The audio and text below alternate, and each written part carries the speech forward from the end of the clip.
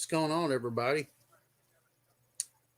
Usually I'm by myself here, but I brought my trusty, incredibly beautiful wife with me. No, Hello.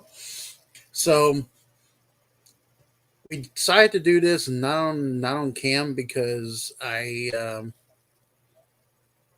wanted us to be able to decided to do this. We decided to be able to do this like on not on the cam because I really wanted us to be able to show you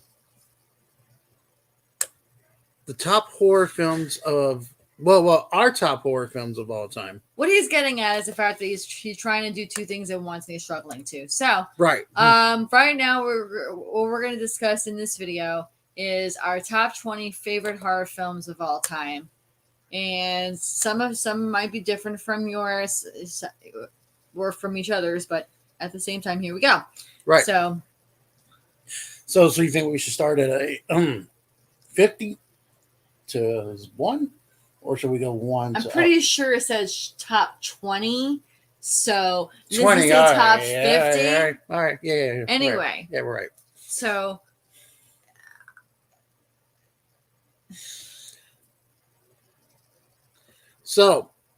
let's get into it now. When you think of, we're gonna give your 20, and I'll give my 20. Now, just keep in mind for some of you horror fans out there, if you watch it, if you think some of our opinions are different than yours, it's okay. Some people have different strokes. Well, for to be folks. perfectly honest with you, my list consists of more than one movie, like as a whole. Like there might be multiple. Mm-hmm. In the like there might be franchises that are part of it. So therefore, I don't have 20 singled out movies. I have more than one. Like, for example, I'll just throw this out there. In my list will be the Saw franchise. Okay. Almost every single movie in the Saw franchise I do like. So I can't really say that, it's my top 20 because I can't put that. It's okay. Saw is number 20 or some Saw is number 15. So I'm not going to list that like that. So go ahead. Well, I think for me, I'm going to, as far as my top 20 goes, at number 20, I am going to go with Friday the 13th, Part 7. The reason why I'm going with that, because one, I'm a big King Hodder fan. We met him on a few occasions at some at a couple of horror conventions here, and that's the first time that King gets to play Jason. So a lot of it is very like that. To me, is one of the reasons why it gets a little special 20 for me on that. I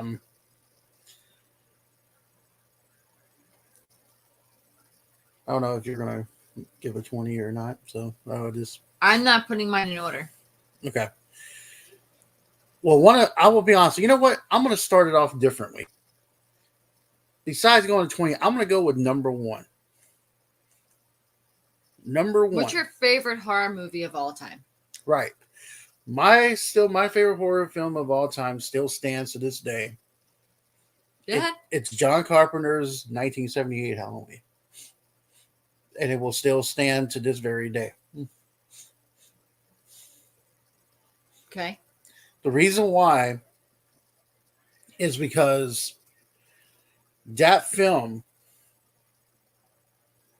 having Michael Myers out in daylight, stalking people, was very fun. It was very different. It was very different, and I like the camera angles in the movie. Really little close-up shots, especially when they show Michael when he's younger and he's over there stabbing Judith and stuff, Judith Myers, and it was. I think that movie just stands up on its own because it was only made like out of $300,000 budget. But when the movie first came out, people were like hating on it. But then they started getting a cult following. People started going to the theaters, and more and more, and every name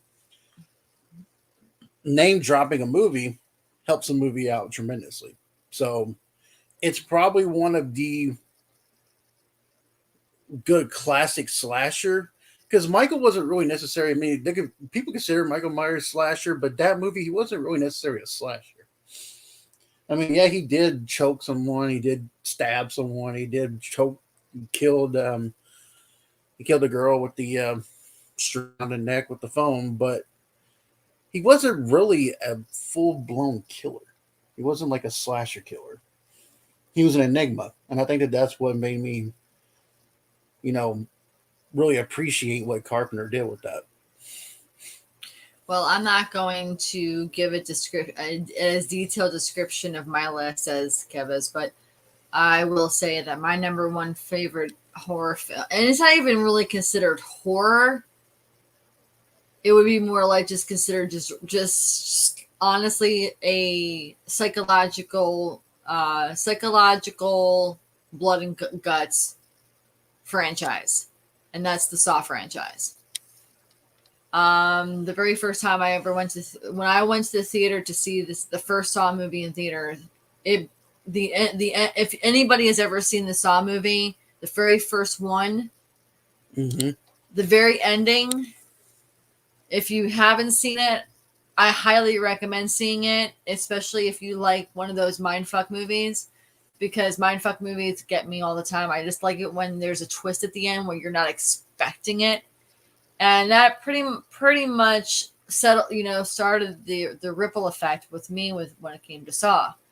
I mean, yes, there are several movies in that franchise. There are several Saw movies in that franchise that are actually quite shitty.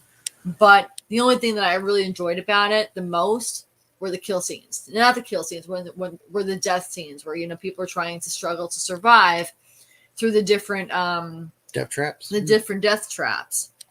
And it wasn't even about how how good or bad the film was. It was just how many different ideas can James Wan and Lee Wandell come up with when it comes to putting people in a situation. And the funny thing about Saw is that the one person that you thought would be the killer, there was no killer in the movie. I mean, everybody thinks that, Jigsaw was the killer. No, he wasn't. He just put people in an awkward, spot, and he was testing their abilities as being humans of whether or not they could actually survive. He gave them a choice. He gave them a choice. Mm-hmm. And he says, you can either choose to live or you can choose to die. So if you choose, and he gave them different scenarios, and each person had a story behind them. And that's what I liked about it. And it was almost kind of like, I could almost would almost like to see something like that happen in the real world with people that actually deserves that, like to be put in that position where, like pedophiles and rapists and murderers and all that kind of stuff. Put them in that position and see how long they can last. It's like, okay, do you appreciate life, or would you rather die? You have a choice. So that's my opinion on stuff. That will always be my number one favorite because of because the story behind it. So, when I look at the Halloween series as a whole, and if any of y'all are not living under a rock, that Halloween came out in 2018, the Blumhouse, and they decided with John Carpenter to flip the story around. We were all to believe after Halloween 2 with Jamie Lee Curtis into H2O and Resurrection, we were all to believe that Jamie Lee Curtis was Michael's sister. He'll always be Michael's sister. Laurie Strode. He'll always be Michael's sister. So when they changed it around, it got a lot of feedback. It got a lot of heat back. I mean, I know Mel wasn't really particularly happy about it. I get it. from a standpoint of if you're going to do a sequel right after the first one, I get it because in the first one, he was just randomly coming after Lori and her friends, Annie and who's the other one? I forgot her name right now on the top of my head. So do I. All right. The annoying blonde, the little giggle girl. Yeah. But PJ Souls, she was played by PJ Souls, but I understood it from the first one because he didn't have a reason for what he was doing. It was just a sheer I'm breaking out of prison. I'm breaking out of a mental institution. I'm coming back home to Haddonfield, and I'm going to kill some people. So we're supposed to be talking about the top 20 films. If we keep going on the same topic Sorry. of the same movie, we're never gonna. We're gonna spend the next 3 hours on this thing. My second one, I will be honest with you, is some people consider it a horror, some people don't. It was the first one I ever saw as a kid, and it's Jaws. And scared the hell out of me as a kid. Had a hard time going to the bathroom afterwards after my dad told me that Jaws was going to come through the toilet and bite my ass. It was it was a little bit of a funny thing, but it made me appreciate the wildlife. It made me appreciate sharks, and I'm an avid shark lover and an avid Shark Week watcher and everything. So I like the way Jaws was done. I mean, even though Steven Spielberg and them had a hard time with the mechanical shark named Bruce, it was yes. For all those who did not know, that was a mechanical shark. It wasn't a legit one. Okay. Except for the parts where they're in the water, they had some divers get into a cage and filmed a great white swimming around. But for the most part, yeah, that was a mechanical shark. So it was a pretty good story, I think. I mean, 3 men on a small little boat named Orca. It wasn't that small. I mean, it was a semi-decent sized boat, but it was enough. It wasn't enough to keep them safe from the sharks. That's for sure. Bruce, no. Now, number 3 is going to come as a surprise.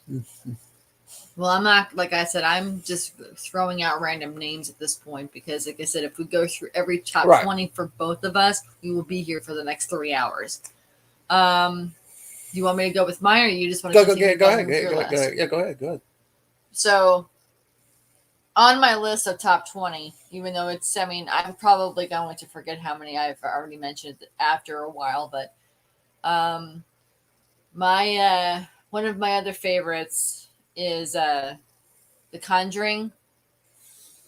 The Conjuring franchise, because of the history behind it, the fact that some of it is based loosely on a true stories and everything, and fact, I'm not going to say I'm obsessed, but I absolutely love anything that not Lee Wandell, but James Wan does. Anything that James Wan touches, he just is amazing. He's an amazing director. And the Conjuring films were enough to, they're creepy, especially The Nun and even Insidious. I'll even add that to the list too. I mean, they're all kind of in the same group with each other because they're all directed by the same person. So, the reason why I like those movies so much is because they're dark.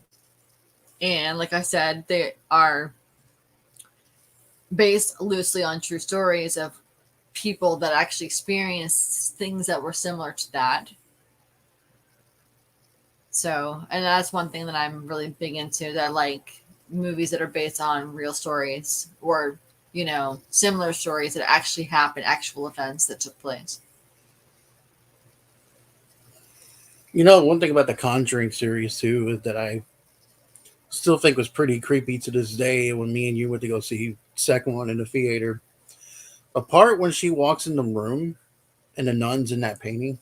Yes. and then comes out of that painting and walks, and her shadow walks across the wall. Yes. Yeah, that one.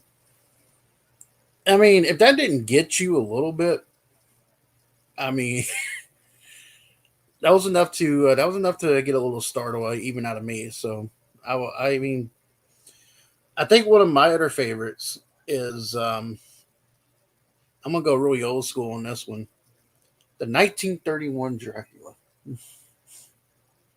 Well, I guess I can't add that one to my list because I would Yeah, you forget can. that same thing too. No. No, you can add it to your Honestly, I think this would be consider this. This is going to be the top 20 as a whole. Because if we guys did it, I mean, if we do top 40, we're gonna be saying the same exact movies that we've been, each other saying. So. Well, the reason why for Dracula, Bela Lugosi's a man. I mean, I know a lot of people are like Lon Chaney Jr. or Boris Karloff. Not a lot of people. I mean, I'm pretty sure a lot of people. Some people probably don't know who Bela. I mean, unless you really understand and appreciate classic black and white horror films, you won't really know who Bela Lugosi is or Lon Chaney is or anything or any of those people are, unless you've seen them. I mean, to me, Bela Lugosi will always be Dracula. Dracula will always be Bela Lugosi to me. Mm-hmm. And I mean, they can remake that film a million times over, no matter what happens. But at the end of the day, Bela Lugosi will always be Dracula to me. So. And they did remake it a few times with Christopher Lee as Dracula, but it didn't have the same. Bela Lugosi had a suave, he had a charm to him. Him being, he had that really good suave and charm as being Dracula. And I think that's what really opens that up. Now, another movie, you could consider it horror. I guess you can. I don't know.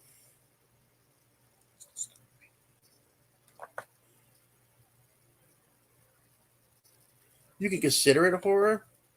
And I know Mel will jump at the chance at this one. A Quiet Place. The Quiet Place series.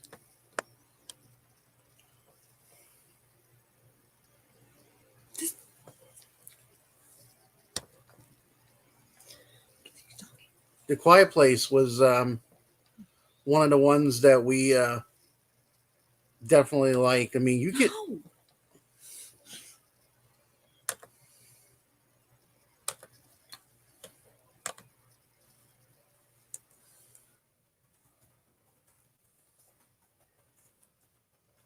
Hold on a second there, guys. All right.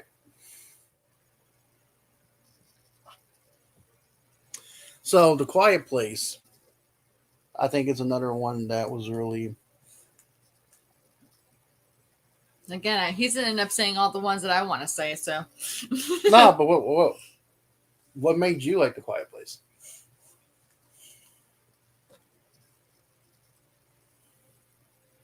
Well, are you asking me because I know you like it. I know you were going to mention it, so that's why I was. That's not fair. I mean, come on. Okay. The reason why I like The Quiet Place is, first of all, I really like Emily Blunt and I like John Krasinski as their husband and wife in the real world, and they came together to do both of these movies, and they really worked well together. And I found that the intensity of both films were amazing, but and not everybody feels the same way, and that's okay. But I really like the fact that even when we watched both of them in theaters, and the crazy part is that when you're watching A Quiet Place, you feel like you have to be quiet no matter what. Like, you don't want the monsters that are in the movie to hear you.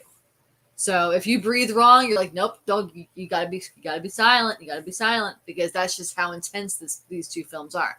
So I loved the Quiet Place franchise. I thought it was great. So the one scene in the first one that sticks out to my mind is the part where Emily Blunt is laying in the tub and she's giving birth and she has to be quiet. Yes, that one, I guess, I think for a woman would be very difficult to do. Right. in that situation because that's just you can't see. I don't know. I guess for a woman that'd be very difficult to. I wouldn't know. Yeah, we wouldn't know. Not yet, anyway. Not yet, anyway. But I think the next one we really like is The Exorcist. I'm doing it together. Yes, I loved The Yeah, Exorcist. The Exorcist is one of my favorite movies as well. The Exorcist, I think I could list all the movies that I like right now. I can say, The Exorcist, The Thing. I liked, like I said, I mentioned several already in the beginning. Let's say, there's The Shining. I like The Hannibal, The Silence of the Lambs, Orphan, Cujo. I like The Knockers. I like most of the Stephen King films that came out. Like I can go on and on and on and on and on because horror is like it's not really horror. I just like horror suspense thrillers. Like put them all together, and that's the kind of stuff that I'm into. I can't really list a top 20. I have a top 20, but I really don't have a top 20 at the same time. So I could just list a whole bunch of different things like like I said, The Silence of the Lambs. There's Hannibal Lecter, there's Hannibal Rising. There's I like the original Texas Chainsaw Massacre. I like the remake of the Texas Chainsaw Massacre. We also watched Leatherface recently. We got to learn how Leatherface became Leatherface. I really don't. There are only a very small group of horror suspense thriller movies that I just did not care for, but it's probably because they were mediocre at best when they have how they were directed, how they were produced, how they were made, all that kind of stuff, and how they were written, like just cheap, but I like anything that's can keep my mind awake long enough. The Exorcist will go down as one of the greatest horror films of all time. Far none. And the one thing about that movie is now it's being told it's going to be a remake now. I hope it's okay and I hope it's good as a remake, but the way they make remakes now, they make it more demonic. So if we thought the Reagan scene was scary back in the early 70s, I would probably suggest that maybe it's going to be a little bit even more. Well, the thing about the Exorcist movie is that when it was made during the time that people went to see it. Like my parents went to see it, and my mom said that it was that was a kind of movie that was made before their time. Yeah,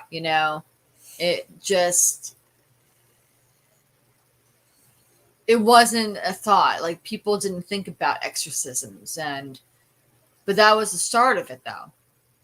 The Exorcist was the start of exorcism movies from that point, because then you have The Exorcism of Emily Rose. You have all different exorcism movies that are out now. Some that are okay. Some of them that are actually pretty good. But a lot of it is based on the same style, the same patterns. So some people just, try and come up with a bunch of bullshit too. It's not even real, just to make some money. So I felt like too that if The Exorcist didn't come out and didn't do, if it didn't do as well as it did, we probably wouldn't have these Exorcist movies out now, and we probably wouldn't have The Conjuring. And there's a certain things I feel like The Exorcist kind of opened the door for some of those kind of movies. That's just my opinion. I feel like it opened up the doors for those. Another movie that is really up there, and I don't know if I should say the original or both, but the Amityville Horror. One thing I love about that movie in particular is that they claim it's based on a true story. Some people have their disbeliefs about the Amityville Horror House. Some people believe it. Some people don't. The story is really great. The fact that house is really real and is standing tall to this day. Now the funny thing is the original Amityville Horror House, the original Amityville house looks very different than the one that's portrayed in the movie. Yeah. And from what I understand, the original Amityville house is just like an ordinary house. If you look at the research on that particular house, it is, I believe it's in Maine, I think, but I'm not entirely sure.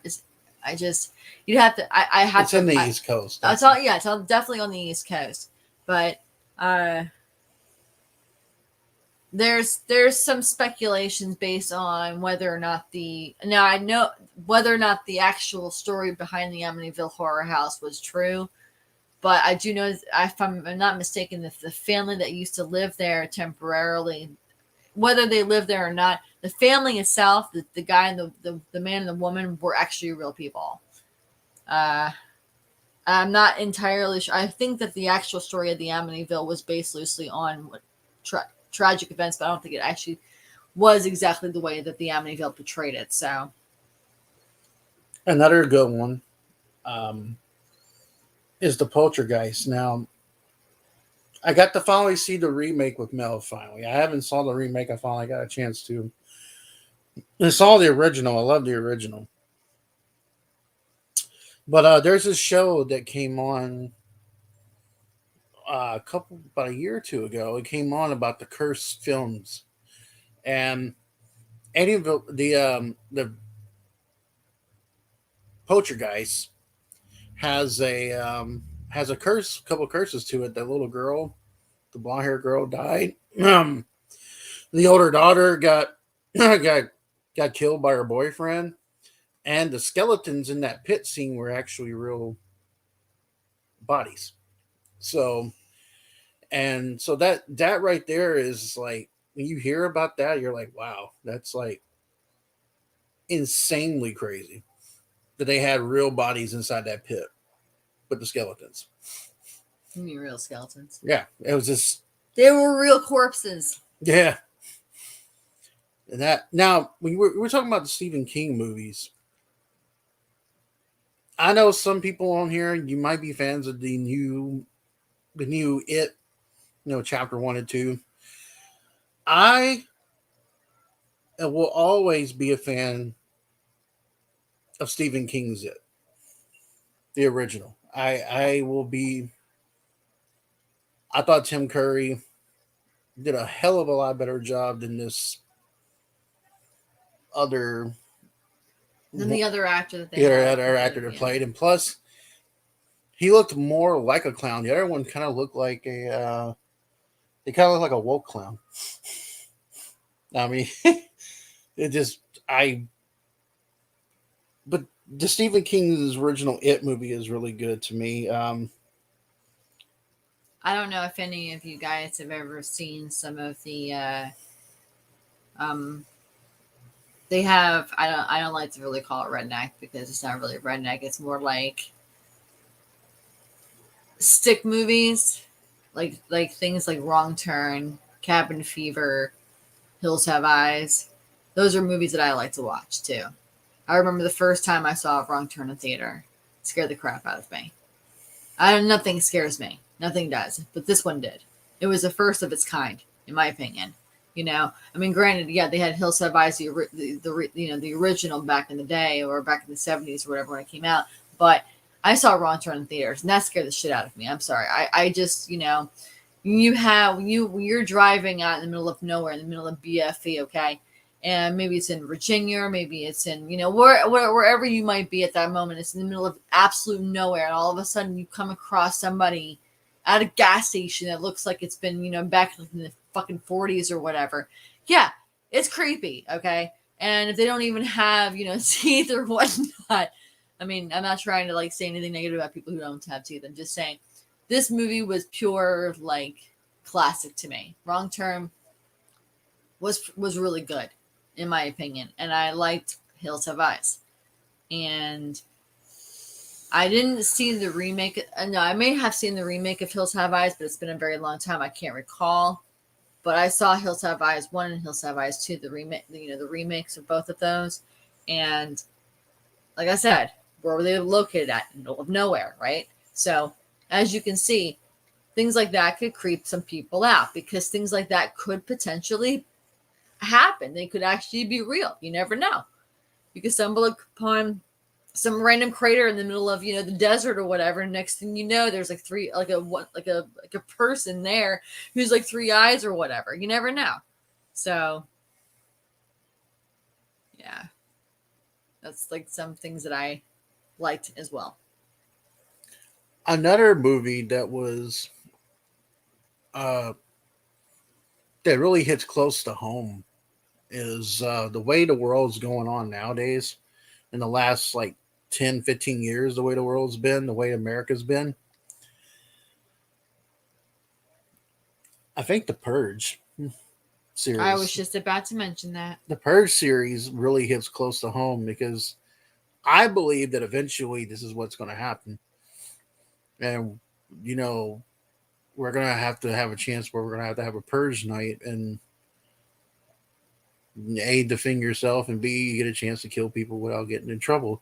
I hope it never gets to that point, but the way the world's been, I wouldn't put it past it if it ever does end up like that. But the Purge series is really good. Haven't seen the new one yet, so no spoilers. If anybody has seen the new one, I don't want to know. So, but yeah, the Purge was that one hits home. Especially when you see all those burnings last year and all those people protesting and burning buildings and stuff like that. It was, yeah, that one hits home. Now, if you really like grotesque, movies that really hit home, um, I Spit on Your Grave can hit home. I think for a woman, I spit on your No, no. no, nah, because there's they came out with the original, the original I Spit on Your Grave movie. I remember this was like 20 years ago when I first rented out this movie. This was on VHS at the time. And this type of movie was in this plastic sealed box. And I just happened to see it in the heart, because I used to work for a video store back in the day. And I saw it sitting on the shelf, and I wanted to rent out a couple, because at the time I was able to rent out, free movies and such. So I was like, okay, what the hell? And I was alone. I was alone for a couple days. My parents had gone on vacation or something like that, and I decided, what the hell, I'd give it a shot. And this was one of the movies that I picked out because it looked, I was like, okay, this looks interesting. So what the hell, I'll give it a try. Well, I was actually blown away by how decent it was. I mean, it's not one of your. It's kind of a. How do I explain it? It's not a horror movie. And it's not a thriller movie. It's almost like not even a found footage movie. It's not even a documentary. I don't consider it horror. It's one of those things where it touches home for women who may have been, I don't even want to say it on live. I really don't want to say it, but if you've been, there are, and that are, by a man, okay, that's what this movie is based around, okay, and that's pretty predominantly what this movie is all about. But the one thing I appreciated about it is the revenge afterwards. Things like that you don't really see women do, or you don't hear about them doing. Same thing for men, you don't really hear about them, getting revenge. But if you get the chance, check out I Spit on Your Grave. But like I said, there's the remake and there's the original. The remake is a little bit more detailed, a little bit more graphic, whereas the original is more laid back. But it's still pretty disturbing to watch, especially for, the female sex. So, especially if you've been through that before, I wouldn't recommend watching it because it'll definitely give you flashbacks.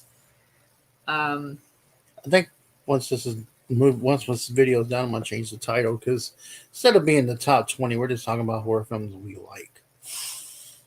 Well, I mean, generally speaking, that's really all that it is, anyway. And another now if you guys do like grotesque films, Mel introduced me to the Human Centipede series, and The Human Centipede series. Okay.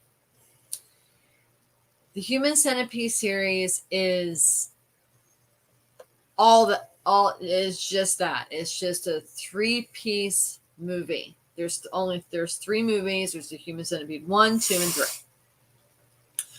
The first one is literally the starting point for the last 2. Okay? Because all 3 of them are based around the exact same concept. And the director of it, Tom Six, is a skin fan. He's a skin fiend. If you ever get it's a chance, a fetish he likes, right? I want to say the fetish, but just look him up if you get the chance. If you're interested in these type of movies, he is a skin person. His name is Tom Six. I believe his last name is spelled Sixx. Okay, and it's not the kind of movie that some people can sit through. If you have a weak stomach, it's not something you can sit through. No. At all. Okay. I've seen all 3, and I can describe all 3 of them almost to the T. Now, the crazy part is the first 2, none of the first 2 have anybody famous in them. I believe there's only one person famous in the third one, and I can't recall who he is. But there is somebody who's, that you would recognize in the third one. But the first one is 2, the second one is, I believe, 6, and the third one is 500. Okay? So keep that in mind. But the Human Centipede movies were independent films made by Tom Six, who is a skin fan. And it is very... Some people can think that it's funny to watch, and others will be like, this is absolutely disgusting. So and some people might even say, well, would you put it with 2 girls in 1 cup? No. 2 girls in 1 cup was way worse, in my opinion. So. And if you really like torture films, there's actually 2 more series that you can talk about. There's The Collector, and there is Hostel. Now, torture porn. Hostel can hit home too, especially if you go overseas. You don't have to go overseas to hit a hostel. There's hostels all over the country. Right. There's people that will kidnap you and cut you up, and people will buy body parts. That is actually a true thing. And I would say the first Hostel was pretty good. Now, if you got a weak stomach again, especially the part where he cuts the Achilles tendon, if you cut that Achilles tendon, you ain't walking. So that one is pretty good. Now, I can't go and do these horror things without talking about 4 in particular. You got to talk about Hellraiser. You have Hellraiser, you have Freddy, you have Chucky, and you have Jason. Another one I was talking about is you can't. Alfred Hitchcock Psycho. And Alfred Hitchcock came out with some really good films. Psycho was a good one too. Psycho was amazing. Was a good one too. Yeah. Now, Psycho and Anthony Perkins. Yeah, we're gonna have to change the title of this. Yeah. Anthony Perkins did a phenomenal job as Norman Bates. Now, if any of y'all have never seen the Bates Motel show, it's on Netflix now, all seasons. Really gives you a good glimpse into Norman Bates and how he became who he was. Yeah, it really does. It's kind of a prequel show, and it is pretty much what it is. It is. To be honest with you, just throw this out there. If you ever watch the show, you'll think that Norman Bates and his mother had a very uncomfortable relationship with each other. Mm-hmm. That's all I got to say about it. It's they're too close. I mean, it's okay, to be, close to your parents or close to your mom, close to your dad, but too close is a little bit much.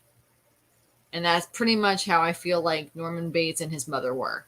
And that might have been the reason why he was the way he was. So. Now, the Friday the 13th series, the first one still stands up to this time because you really did get to see Jason. I was hoping that eventually they would, now that Friday 13th lawsuit is done, I was hoping that eventually they would do a prequel where you get to see Jason's dad and how he was raised and stuff like that. That would be, to me, that'd be kind of cool to see, But the Friday 13th series itself, it's one of those things where it's blood and guts, but it's also funny. So what? It's funny. What I mean, the Friday 13th series, like part 2, for example. Everybody, if you've ever seen part 2, I'm pretty sure some of y'all have probably seen Friday 13th part 2. And I don't think I'm spoiling this, but if I am, just fast forward. There's a scene where this girl is trying to get with the dude in the wheelchair. And she goes and changes her underwear to this shiny ass brown poopy looking undies. And she's spraying. Oh yes. May I? Yeah, go ahead. Yeah, go ahead. Yeah. Okay. So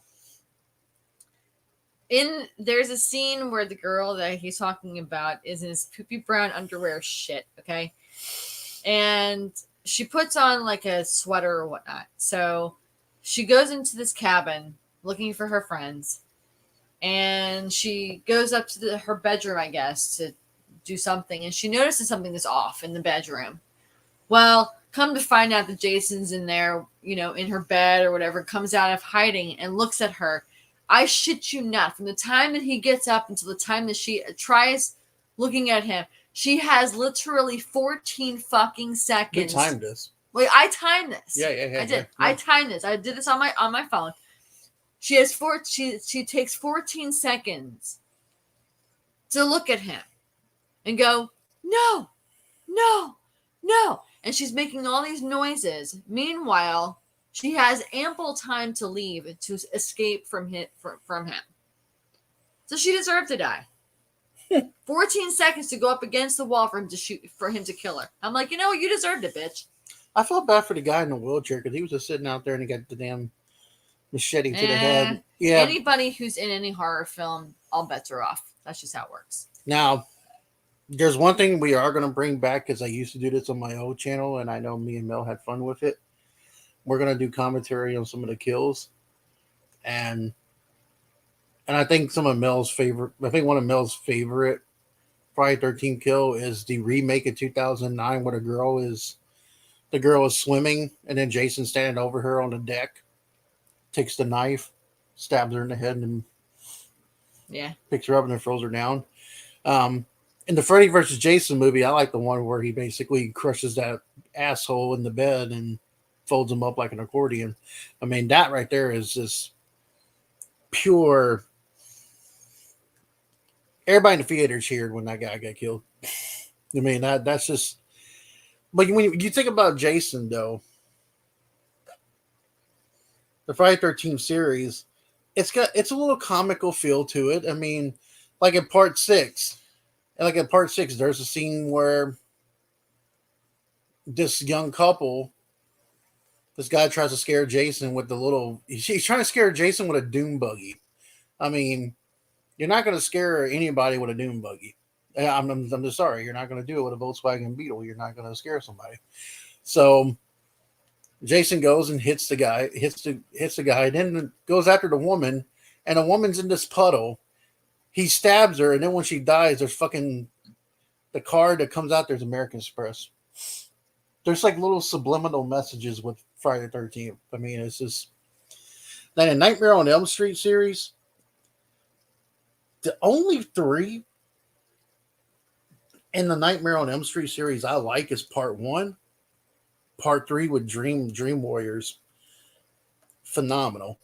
It's probably one of the best. It's probably one of the best Nightmare on Elm Street sequels, and I like Wes Craven's New Nightmare, bringing like being a movie within a movie. I thought that was a really cool idea. And yeah, I did like the Freddy versus Jason movie. I mean, I'm Team Jason all the way on that, but that's. But Freddy was just the reason why the reason why I like those three in particular is Freddy had a little comic with those, but Freddy was more evil than he was comical. When you go to part 4 and 5 and Freddy's Dead, the Final Nightmare, he's very comical at that point, which he is funny. Don't get me wrong, but and then you can't go around. You can't talk about the Evil Dead and the Ash series and Army of Darkness. I mean, that's Bruce Campbell will forever be a horror icon on that as well. But we were talking about it earlier, honey, and there's one movie we forgot that we were talking about that could be, you know how you were talking about like the sticks and the hills and stuff like that, Hills Have Eyes and all that. Mm-hmm.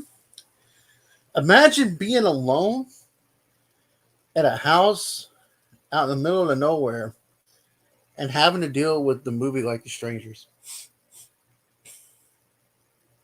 They were based off the Manson thing. So Manson murders. So the Hills that well, those are the kind of movies that I like. So I mean, I just like I said, I there's a lot more out there where that came from. I just can't remember them all off the top of my head. But The Strangers was definitely a creepy thing because you kept thinking like, wow, they got everything locked. How the hell are they able to get in there? That kind of thing. And if you've seen Strangers 2, you know what happens after that. But for those of you who are big horror fans, and some of you probably do have streaming devices now, I would assume people would have streaming devices. Y'all should get Shudder. It's got 500 horror films. Some are original, some are independent films. And we saw one of the independent films on there called The Haunt. The Haunt was basically like these young adults go to a haunted house, like a haunted attraction, that ends up being real in a real situation. And it was actually pretty. I didn't know if it was going to be good or not, but it was actually not too bad, to say the least. I mean, at least I thought it wasn't too bad. And then there was another one that they tried to be, I think, Extremity, where that movie was just stupid. Yeah, the concept was good though. I mean, they had a good concept with the whole, because there are haunted houses around here. There are some kind of attractions where you have to sign a waiver to get tortured and humiliated on camera to see how long you last and stuff like that. There is things out there like that. So, but the concept was good. It's just they didn't deliver in that movie particularly. But Shudder is actually not a bad thing to have if you're a big horror fan out there, because there's a lot of good stuff there. Plus, there's Sleepaway Camp that's on there. If anybody's ever seen Sleepaway Camp, but the one particular movie that was kind of I guess it's found footage, was the Blair Witch. The Blair Witch Project, the original and the remake. Mm-hmm. I mean, those were I kind of more closer to the original on that, but the remake was not bad. But yeah, I'm gonna change the title on this because it's really hard to do 20 top horror films. I mean, maybe I'll do mine on my own and show you guys later. But Halloween Kills is coming out. This is the second in the new Halloween trilogy. Uh, you can either see it on theater, or if you have a $4.99 or $9.99 deal with Peacock, you can watch it for free in the comfort of your own home. Well, not really for free, And but it comes out in about 2 weeks, so. comes out in about 2 weeks. So the premise of Halloween Kills is, from what I read about, is going to be pretty extreme, and it's going to be probably the goriest we've seen Michael Myers ever. The premise is he's trying to get back to his house, the Myers house, and he's got the town all after him. And the one thing I love that I read about is you're gonna have some of the original cast from the first one, like that little girl that was Lindsay Wallace is going to be in that movie. The girl that played Lindsay Wallace in the 1978 is actually playing Lindsay in this one. But it'd been kind of cool if they would have gotten the original. Tommy.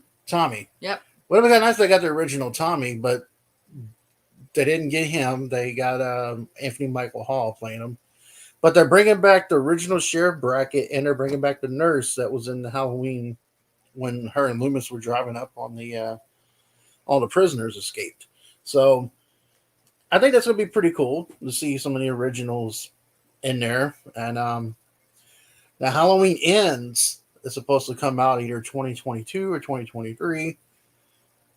That's supposed to be the last of the Halloween franchise. I hope that's the last of the Halloween franchise. And not to say I'm not a big fan of Michael. I don't appreciate the films, but what more can you do except do a prequel? I mean, What? Except doing a prequel for Michael Myers, there's really not much else you can do. No.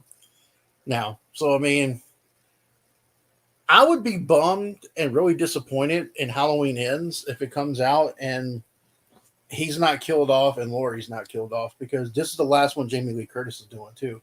So obviously, it's going to be the last for her. I want to see those two kill each other. I want to that's the. I told Kev the other day, I said the only way I feel like Michael Myers would be killed off the best is seriously, I mean, and this just goes all out detail wise right now. The best way to kill off something that allegedly can't be killed is this. Ready for this? You blow them up. You take the body parts that are all blown up, you throw it in a meat grinder. You blow it up the meat. You throw it in the meat grinder again. And there you go.